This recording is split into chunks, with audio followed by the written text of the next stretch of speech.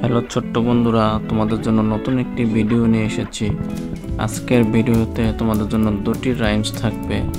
প্রথম রাইমসটি হলো 1 2 3 4 5 Once I caught a fish alive 6 7 8 9 10 Then I let go again.